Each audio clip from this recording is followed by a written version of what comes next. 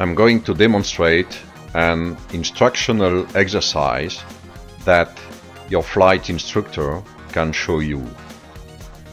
By stopping every 90 degrees of bank or knife edge, then invert it, then knife edge again and straight and level, you will have more time to visualize and understand the correct input and the consequences of each and all inputs.